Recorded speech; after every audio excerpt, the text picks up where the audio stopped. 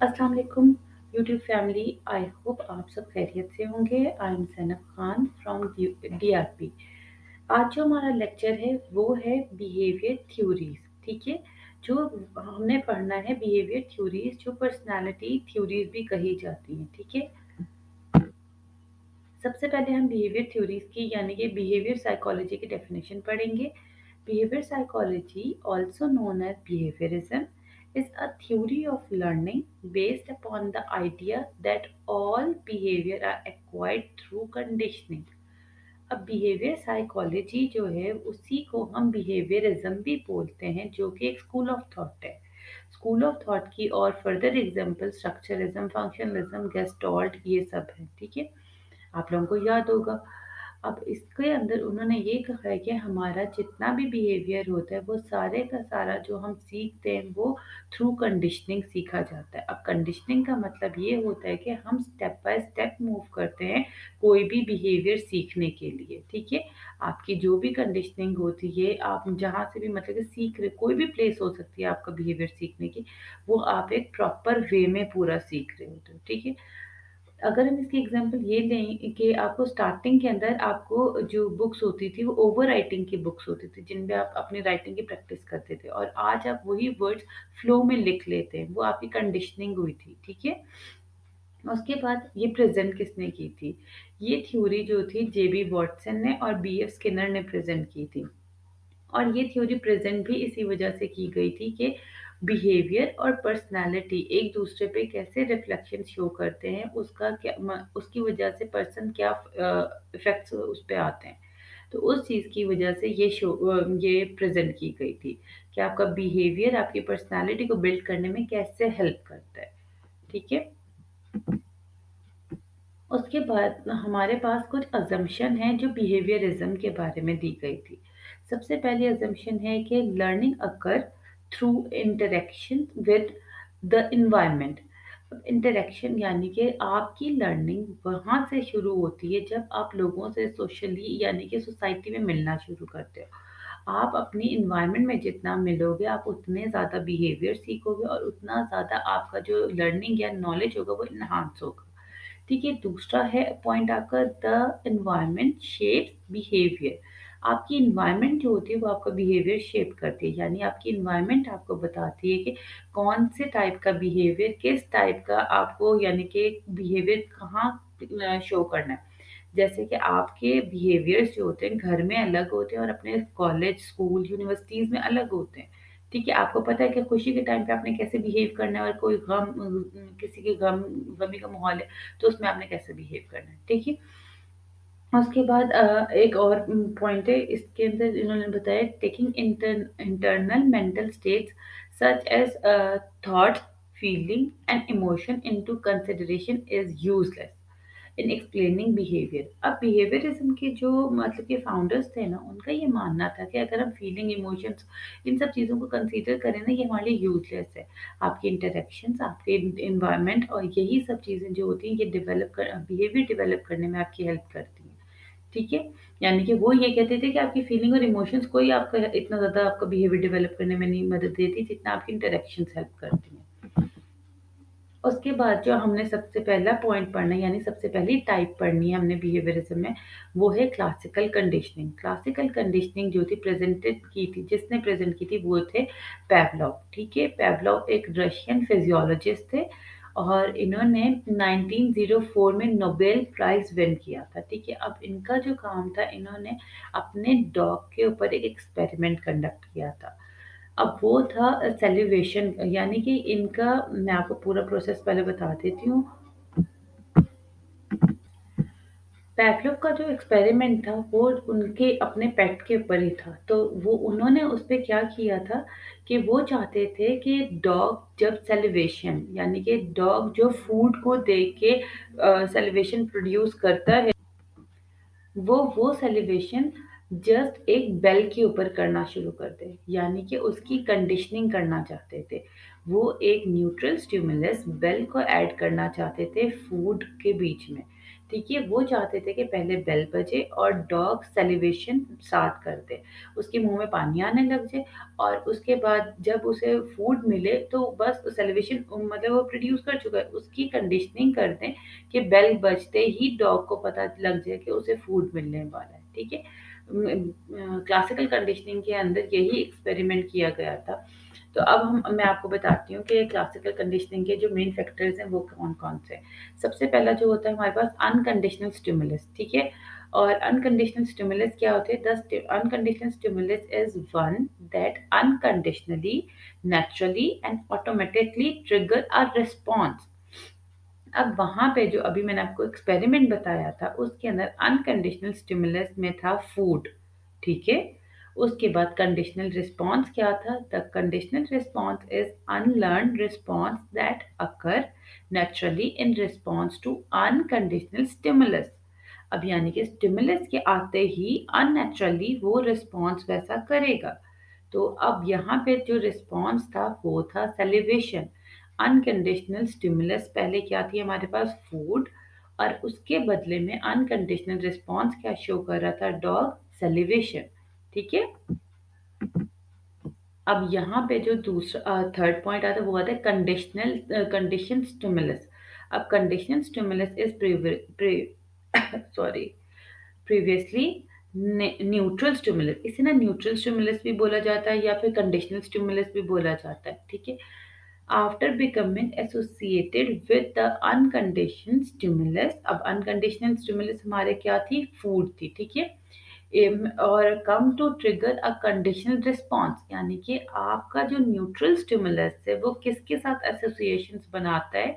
आपकी conditional unconditional stimulus के साथ, यानी कि बेल अब एसोसिएट की जाएगी फूड के साथ, और उसके बाद रिस्पॉन्स में आपको कंडीशनल रिस्पॉन्स मिलेगा, यानी कि आपकी एक कंडीशनिंग हो चुकी है बिहेवियर की, और वो क्या होगा कि हमें वो रिजल्ट्स मिल चुके होंगे जो हम चाहते हैं। ठीक है, अब इसके अंदर कंडीशनल स्टिमुलस या फिर न्यूट्रल स्टिमुलस की बात हो रही है, तो अगर हम इसमें देखें, यहाँ पे उस चीज़ को नाम देंगे हम बेल।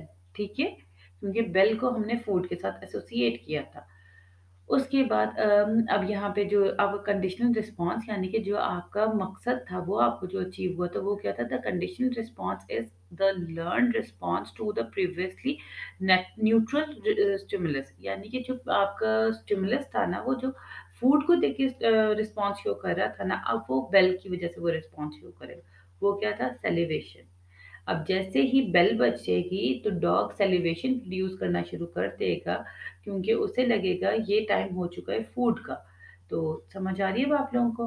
तो जस्ट बेल के बाद उसको फूड दिया जाएगा, उसे जस्ट सैलिवेशन जो होंगी ना फूड को देख के नहीं होंगी, वो उससे पहले बेल पे ही हो जाएंगी कि बेल बजी है तो मुझे फूड मिलेगा, और उसके मुंह में सैलिवेशन प्रोड्यूस होना शुरू हो जाएंगी। अब क्लासिकल कंडीशनिंग के अंदर जो था हमारे पास कुछ और पॉइंट्स भी बताए गए थे कि ये पॉइंट्स वो होते हैं कि आपका, अब देखो वहाँ पे तो कंडीशन हो गई आपके बिहेवियर की। अब आपके बिहेवियर को या फिर किसी के भी बिहेवियर को वापस से नॉर्मल करने के लिए हम क्या कर सकते हैं? ठीक है, उनमें सबसे पहला आता है एक्यूजेशन। ठीक है, एक्यूजेशन क्या होता है? इसमें जो आपको जो फर्स्ट स्टेज होती है ना, उसके ऊपर रिस्पॉन्स जो लर्न कर रहा होता है, यानी कि जो भी चीज़ होती है ना आपकी लर्निंग हो रही होती है, और उसके बाद आपकी एक्यूजेशन की ही स्टेज में आपकी लर्निंग इतनी हो जाती है कि आपका बिहेवियर स्ट्रेंथ यानी कि मजबूत हो जाता है। उसके बाद दूसरा जो होता है एग्जिस्टेंशन, यानी कि एग्जिस्टेंशन होता है कि रिमूवल होता है। अब एक बिहेवियर बन तो गया, अब उसे हमने रिमूव भी करना है। ठीक है, अब वो क्या करते हैं? अगर इसके एग्जांपल मैं आपको दूं, इसमें ये होगा कि पेवलोव ने जो बिहेवियर डॉग का बनाया था, बेल के बाद ही सेलिवेशन होती थी, तो उन्होंने क्या किया था कि वो बेल बजाते थे, यानी कि न्यूट्रल स्टिमुलस बजता था, तो वो जब उसका कंडीशनल रिस्पॉन्स भी आता था, डॉग सैलिवेशन प्रोड्यूस करता था, लेकिन फूड नहीं मिलता था।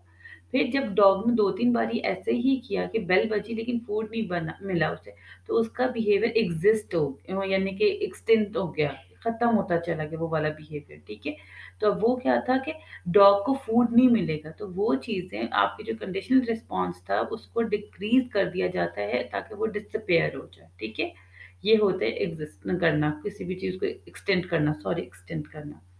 उसके बाद आता है spontaneous. Spontaneous recovery is the reappearance of the condition response after a reset period of the, यानी कि आप अगेन से वही सब चीज़ें करवा सकते हो, यानी कि आप अपना वही रिजल्ट दोबारा से गेन कर सकते हो। अब ये कैसे होता है? अगर मैं वही एक्सपेरिमेंट दोबारा से करूं, डॉग को अगेन बेल बजाऊं और फौरन खाना प्रोवाइड करूं, तो वही वाला बिहेवियर जो होगा मुझे दोबारा से डॉग के अंदर नजर आने लग जाएगा। ठीक है। उसके बाद आ जाता है stimulus generalisation. Stimulus generalisation is the tendency for the condition stimulus to evoke similar response after the response has been condition. अभी जैसे मैंने आपको बताया, तो सेम यही होता है कि आप अपने जनरलाइज कर लेते हो कि ये वाला रिस्पॉन्स जो है मुझे किस रिस्पॉन्स के बाद शो करना। ठीक है। उसके बाद यहाँ पे जो डिस्क्रिमिनेशन है, यहाँ पे इसके अंदर आप ये बताते हो कि difference between a conditional stimulus and other stimulus. जो आपने कंडीशन, यानी कि देखो डॉग की सेलिब्रेशन वाली जो थी, बेल के ऊपर सेलिब्रेशन प्रोड्यूस करना, ये उसकी कंडीशनल स्टिमुलस थी, यानी कि ये आपने मॉडिफाई करवाई थी। अब उसके बाकी जो बिहेवियर्स हैं वो जो चेंज हुए वो आपने कंडीशन नहीं किए, वो अदर स्टिमुलस हैं, यानी कि जो कंडीशनल आपने नहीं किए वो उसी की वजह से खुद कंडीशन हुआ। समझ आ गए?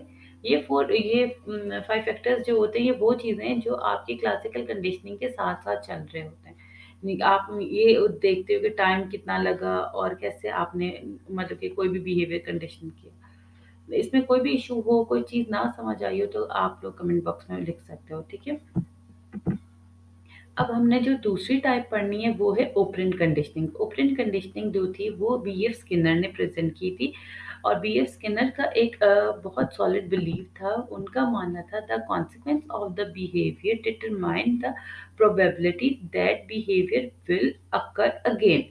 ठीक है। अब उनका ये कहना था कि कॉन्सिक्वेंसेस यानी कि रिजल्ट, जो बिहेवियर का रिजल्ट आएगा ना, वही हमें ये बताता है कि ये बिहेवियर दोबारा करना है या नहीं करना। अब अगर आप लोग कोई अच्छा काम करते हो और आपकी तारीफ की जाती है, आप वो काम बार बार करते हो, तो सेम ये बात ही स्किनर ने इस तरीके से प्रेजेंट की थी। ये डेफिनेशन के थ्रू वो बताना चाह रहे थे कि जो चीज़ें हमारी अच्छी होती हैं वो चीज़ें बार बार हम रिपीट करते हैं, और जिसके बाद हमें सज़ा मिलती है वो बिहेवियर हम कभी रिपीट करना ही नहीं चाहते। ठीक है। ओपरेंट कंडीशनिंग के अंदर स्किनर ने जो एक्सपेरिमेंट किया था, उन्होंने कैट के ऊपर भी किया था, उन्होंने पिजन के ऊपर भी किया था। ठीक है। ये इन्होंने उनके ऊपर डिफरेंट एक्सपेरिमेंट्स किए थे। अगर आपको एक्सपेरिमेंट्स की डिटेल चाहिए तो भी आप कमेंट बॉक्स में लिख सकते हो, मैं आपको बता दूंगी। अब जो स्किनर ने हमें बताया था ओपरेंट कंडीशनिंग, ओपरेंट कंडीशनिंग में हम जब भी ओपरेंट कंडीशनिंग के बारे में पढ़ेंगे तो सबसे पहले हमें दो चीज़ें बताई जाएंगी। एक रीइंफोर्समेंट का प्रोसेस बताया जाएगा, दूसरा हमें पनिशमेंट बताया जाएगा। तो अभी हम पढ़ेंगे reinforcement. Reinforcement is an event that strengthen or increase the behaviour it follows. यानी कि रीइंफोर्समेंट एक वो प्रोसेस है जो आपका बिहेवियर जो होता है ना उसको बढ़ाती है, या फिर उसे पॉजिटिव वे में ही इंक्रीज कर रही होती है। ठीक है। रीइंफोर्समेंट की दो टाइप्स होती हैं, positive reinforcement and negative reinforcement. Positive reinforcement क्या होती है? Positive reinforcement are favorable events or outcome that are presented after the behavior. In situation that reflect positive reinforcement, a response or behavior is strengthened by addition of something. अब देखो, आपने कोई काम अच्छा किए, उसके बाद आपको तारीफ मिली, पूरी क्लास में आपके लिए तालियां बजाई गई। आपने वो काम अगेन, यानी कि आपके टेस्ट में 10 ऑन 10 आए। ठीक है। अब आपके लिए पूरी क्लास में तालियां बजाई गई, आपको कहा गया ये बेस्ट स्टूडेंट है इस वीक का। तो आप वही अपना मतलब कि लेवल मेंटेन करने के लिए अगेन हार्डशिप शो करोगे, आप दोबारा से मेहनत करोगे। ये क्या चीज़ है? वो चॉकलेट मिलना क्लास में, वो तालियां बजना, वो आपके तारीफ करना टीचर की, तो वो सब चीज़ें भी पॉजिटिव रीइंफोर्समेंट में आ रही हैं। ठीक है। अब नेगेटिव रीइंफोर्समेंट में अक्सर बच्चे क्या करते हैं? पनिशमेंट कोड करते हैं। नेगेटिव रीइंफोर्समेंट में पनिशमेंट नहीं आती। ठीक है। इसमें होती है involve the removal of an unfavourable event. अब यानी कि इसमें हम एक अनफेवरेबल इवेंट, यानी कि जो आपको पसंद नहीं है ना इवेंट, वो आपकी लाइफ से निकाल देते हैं, यानी कि अनप्लेजेंट इवेंट को निकाल देते हैं टू स्ट्रेंथन योर बिहेवियर। अब फॉर एग्जाम्पल एक बच्चा 5 घंटे पढ़ाई करता है, ठीक है, और उसका अब रिजल्ट आया तो वो फर्स्ट आया क्लास में, तो तो अब मैं क्या करूँगी, मैं उसकी स्टडी टाइम 3 घंटे करके 2 घंटे उसके प्ले टाइम कर दूँगी। यानी कि अब देखो बच्चों को तो खेलना पसंद है ना, अब जब मैं 2 घंटे उसको ऐड करूँगी, उसके यानी कि मैंने उसके टाइम पीरियड में से स्टडी टाइम में से 2 घंटे ले लिए मैंने, ठीक है? निकाले हैं ना 2 घंटे मैंने, तो वो नेगेटिव रिइंफोर्समेंट होती है। इस तरीके से भी मेरे जो वो होगा स्टूडेंट जो भी उसका बिहेवियर एनहांस ही होगा यानी कि स्ट्रेंथन ही होगा, ठीक है?